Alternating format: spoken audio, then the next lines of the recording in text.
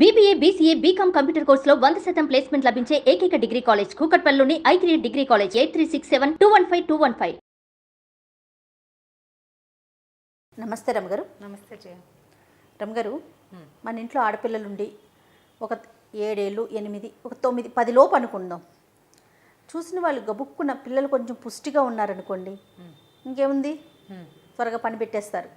సాధారణంగానే మాట అది వినగానే తల్లి గబుక్కున అమ్మో ఏంటి, అది సహజమే, రావాల్సిందే, అయినా కానీ ఒకలాంటి భయం, అయ్యో అప్పుడేనా అనే ఒక భావన.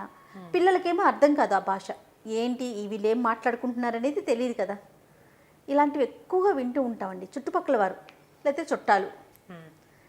అది ఎలా అవాయిడ్ చేసుకోవాలి, అసలు ఆ లక్షణాన్ని ఎలా పోగొట్టుకోవాలి ముందు చెప్పే వాళ్ళకి? పని పాట లేదని అర్థం, అంతేనా? అంతే జయ. ఇప్పుడు పాత రోజులలాగా పప్పన్నం ఎప్పుడు పెడతావో నువ్వు 19-16 ఏళ్ల పిల్లల్ని అడిగే రోజు ఉందా? ఇప్పుడు 40 ఏళ్ళు వచ్చినా పెళ్ళిళ్ళు చేసుకోవట్లేదు. పప్పన్నం ఎప్పుడు పెడతావు, పప్పన్నం ఎప్పుడు అని అడుగుతున్నారా? ఆ ప్రశ్ననే మర్చిపోయాం కదా. మర్చిపోయినప్పుడు ఓ 10 ఏళ్ల చిన్నపిల్ల, 9 ఏళ్ల పిల్ల కాస్త పుష్టిగా ఉందో ఉండలేదో ఓ పిల్ల కనపడంగానే రేపు ఇది ఏం అవ్వబోతోంది అనేది హింటు మీ బుద్ధికి తడితే మీ నోట్లో అణుచుకోకుండా దాన్ని నలుగురిలో అంటాం, తల్లుల దగ్గర అంటాం, పిల్లల దగ్గర ఎంత పాడలవాటు చేయ. ఎందుకు నువ్వు వద్దు, నువ్వు అన్నా అనకపోయినా జరిగేది మానుతుందా? జరగక మాందు.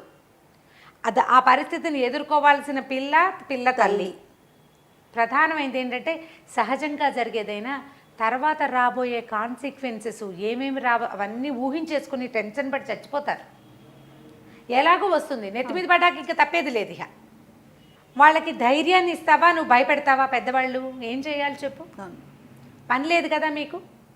ఓసారి అని ఊరుకోకుండా ఎంతసేపు అంటారు కొంతమందికి, అదొక మాయరోగం. అసలు మరి ఇదివరకు పల్లెటూళ్ళల్లో అంటారనుకున్నాను, నేను ఇప్పుడు సిటీల్లో కూడా వింటున్నాను దాన్ని. ఒక్కసారి అని వదిలేరు, ఒకసారి అని వదిలిపెట్టరు. ఇంకెంతసేపు అంటారు. ఆ పిల్లని చూసేసరికల్లా అంటే మీ కళ్ళు మీ బుద్ధి ఎటు తిరుగుతున్నాయి? ఒక మగ పిల్లాన్ని అంటారా మీరు ఇట్లా? అస్సలు దానికి లేని వయసు దీనికి ఏమిటి చెప్పు? ఇది న్యాచురల్గా జరిగేది కదా, మనం చెప్పటం ఎందుకు? పిల్లలకి అర్థం కాదు. తమ స్థూలంగా ఉన్నాం, లావుగా ఉన్నాం అందుకే అంటున్నారేమో అనిపిస్తుంది.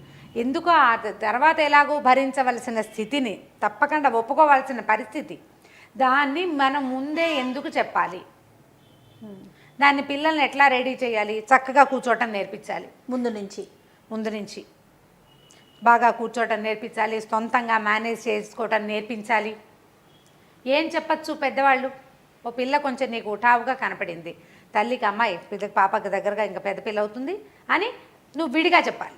ఇన్ ప్రైవేట్గా కూడా చెప్పాల్సిన మాటలు చెప్పాలి. 4 మాటలు. కొంచెం చిన్నపిల్ల లాంటి బట్టలు వేయమాకండమ్మా, కొంచెం మంచి బట్టలు వేసుకోండి, అలా పెద్ద తరహాగా మనం చెప్పే విధానం ఉంటుంది కదా. ఎక్కడికైనా వేరే చోట్లకి పంపించద్దు. ఇవి ఇప్పుడు ఏంటంటే మంచి మాట. తినే ఆహారంలో కొంచెం మార్పులు చేయండి పిల్లలకి, అంతే. అవి మంచి మాటలు. ఇవి ఎవరు చెప్పరు. అక్కర్లేని ఒక పిచ్చడ ఇవి పండగ చేసుకోవాలి, పప్పన్నం పెట్టాలి, లేకపోతే ఇంకోటి ఏదో చేయాలి, పని పెట్టాలి. ఏమిటి పని పెట్టేది? ఎవరు చేస్తున్నారు? ప్రతి వాళ్ళు 11 ఏట ఓణీల ఫంక్షన్ అని చేస్తున్నారు ఇప్పుడు అందరూ కూడా. అవునవును. బోల్డంత హగ్గామా చేసి దానికి సినిమాటిక్ వ్యవహారాలు కూడా, పసుపని నీళ్ళని నిప్పులని ఎంతంత హడావిడిగా చేస్తున్నారు. అవును. ఇప్పుడు హడావిడిగా చేసుకునే వాళ్ళది చేసుకునేదైతే ఇట్లా ఎవరైనా పెద్దవాళ్ళు అనేసరికి గుండెల్లో రాయి పడ్డట్టయ్యి భయపడి ఏడ్చి టెన్షన్ పడి చచ్చేవాళ్ళు ఎంతమందో.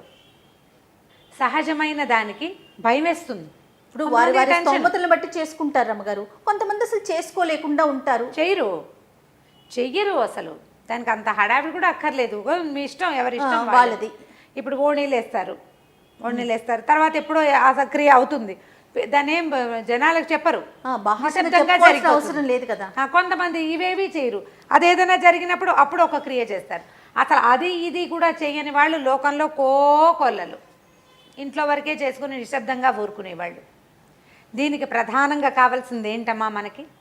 మొదట పిల్లల్ని ప్రిపేర్ చేయటం, తల్లులు ప్రిపేర్డ్గా ఉండటం, కాషస్గా ఉండటం, పిల్లల్ని కాషస్గా ఉంచడం.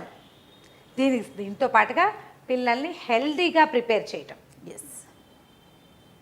వాళ్ళ హెల్త్, పిల్లల భవిష్యత్తు, అది ఇంపార్టెంట్. ఇప్పుడు ఈ మాట్లాడే కామెంట్స్లో ఇదేమైనా ఉందా?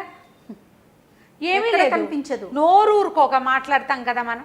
పెద్దవాళ్ళు, మిడిల్ ఏజ్ వాళ్ళు ఈ ధోరణి మార్చుకోండి దయచేసి. ఇలాంటి కామెంట్స్ చేయొద్దు. మీరు ఏదైనా మంచి మాట చెప్పదలుచుకుంటే ఇన్ ప్రైవేట్ తల్లికి, ఆ తల్లి కూడా మీ మాట వినేది, మీకు అంత స్నేహం ఉండి మీకు వాళ్ళకి అంత మంచి ర్యాపో ఉంటే 2 మంచి వాక్యాలు చెప్పండి. లేదా చెప్పక్కర్లేదు. మీరు చెప్పినా చెప్పపోయినా ఆగేది లేదు, జరిగేది జరక్క మాందు. సృష్టి కదా రమ్మగారు, సృష్టి కదా, సహజంగా జరగాలి, సహజం అది. అంతే. ఇప్పుడు ఇది వరకు 14, 15, 13 ఉండేది. ఇప్పుడు అది 9, 10లోకి వచ్చేసింది. ఇంకా అన్నం తీసుకుని తింటం రాదు, కాళ్ళ దగ్గర పెట్టుకుని కూర్చోటం రాని పిల్లలకి ఈ ఇబ్బంది వస్తే దాన్ని ఎట్లా హ్యాండిల్ చేయాలో తెలియక తల్లులు పిల్లలు మహా అవస్థ పడుతున్న రోజు ఇది. అవును. దానికి ఒక పెద్ద ఫంక్షన్ అని, అదని ఇదని చేయాలని, మంచి అని, చెడని, ఎందుకు ఇంత తాపత్రయం? సపోర్ట్ చేస్తే చేయాలి, లేకపోతే ఊరుకోవాలి. మాట్లాడడం మానేయండి దయచేసి ఇలాంటి విషయాలపై. ఇలాంటి విషయాలు మనం ప్రపంచం నుంచి కాపాడవలసిన పరిస్థితుల్లో మనం ఉన్నప్పుడు ఈ పిచ్చివాగుళ్ళు అవసరమా అనేది ఆలోచించుకోండి. అవసరమా? అక్కర్లేదు. మ్యాటర్స్ కదా, సెన్సిటివ్ మ్యాటరు. పైగా తల్లులకి భయాలు ఉన్నాయనుకో జయ, ఈ టీవీలు చూస్తామా, ప్రతిదీ అది మనలో లోపల ఉద్విగ్నతని పెంచేలాగా ఉంటుంది. అవును, చాలా భయంగా ఉంటుంది. ఒక్కొక్కళ్ళు చాలా సింపుల్గా, క్యాజువల్గా, న్యాచురల్గా తీసుకుంటారు.